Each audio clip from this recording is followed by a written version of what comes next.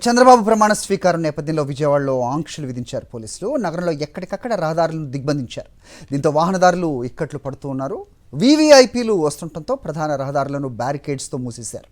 దీంతో ప్రత్యామ్నాయ మార్గాల్లో వెళ్తున్నారు ప్రజలు. కొన్ని ప్రాంతాల్లో భారీ వాహనాలు రోడ్లపై ఆగిపోయాయి. దీంతో ఎమర్జెన్సీ వాహనాలు వెళ్లేందుకు కూడా దారి లేక ఇబ్బందులు పడుతున్నారు. దీంతో కొన్ని ప్రాంతాల్లో పోలీసులు రంగంలోకి దిగి ట్రాఫిక్ క్లియర్ చేసే ప్రయత్నం అయితే చేస్తున్నారు.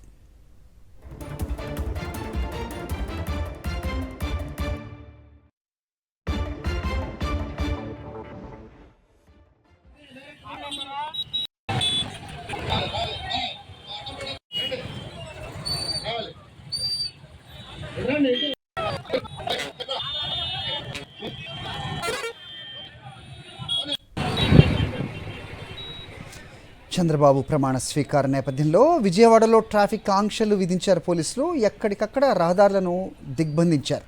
దీంతో వాహనదారులు ఇబ్బందులు పడుతున్నారు. వీవీఐపీలు వస్తుండటంతో ప్రధాన రహదారులను బ్యారికేడ్స్తో మూసేశారు.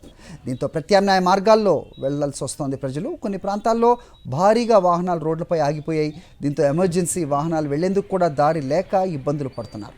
దీంతో కొన్ని ప్రాంతాల్లో పోలీసులు రంగంలోకి దిగి ట్రాఫిక్ క్లియర్ చేసే ప్రయత్నం చేస్తున్నారు. చంద్రబాబు ప్రమాణ స్వీకార కార్యక్రమానికి వచ్చే వాహనాలతో పొట్టిపాడు టోల్గేట్ వద్ద భారీగా ట్రాఫిక్ జామ్ ఏర్పడింది. మాజీ ఉపరాష్ట్రపతి వెంకయ్యనాయుడు కూడా ట్రాఫిక్ కష్టాలు తప్పలేదు. గన్నవరం గాంధీ బొమ్మ సెంటర్ దగ్గర ట్రాఫిక్లో చిక్కున్నారు వెంకయ్యనాయుడు. దీంతో రంగంలోకి దిగి ట్రాఫిక్ని క్లియర్ చేశారు పోలీసులు.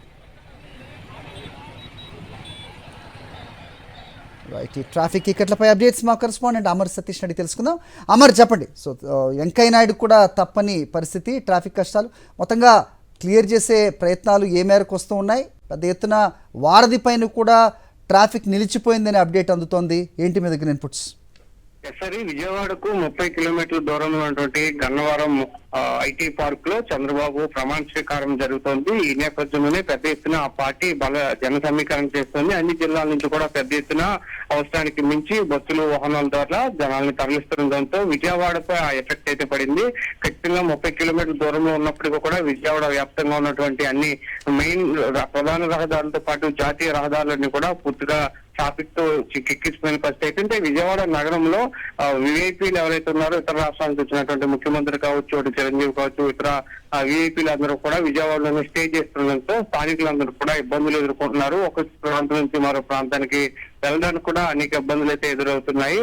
ఇదే క్రమంలో మాజీ ఉపరాష్ట్రపతి వెంకయ్యనాయుడు కూడా ట్రాఫిక్ లో చిక్కున్నారు. అనేక మంది విఐపీలు కూడా ట్రాఫిక్ బారిన పడుతున్నటువంటి పరిస్థితి అయితే. ఇదే అత్యవసర సమయం కావడంతో ఉదయమే ఆఫీసులకు, కార్యాలయాలకు, ఇతర పనుల నిమిత్తం వెళ్లే వారిని కూడా గుంపు తిప్పలు పెట్టినటువంటి పరిస్థితి అయితే ఉంది. విజయవాడ వ్యాప్తంగా కూడా అనేక ప్రాంతాల్లో బారికేడ్లు దించి దారి మళ్లిస్తుండడంతో అనేక ఇబ్బందులు అయితే ఎదుర్కొన్నారు. ఈ ట్రాఫిక్ కష్టాల్లో కార్మికులు, ఉద్యోగులే కాకుండా కొన్ని అంబులెన్స్ కూడా చిక్కున్నటువంటి పరిస్థితి అయితే ఉంది.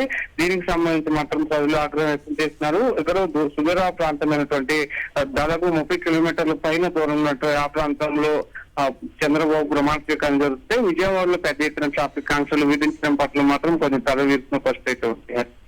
ఓకే అమర్.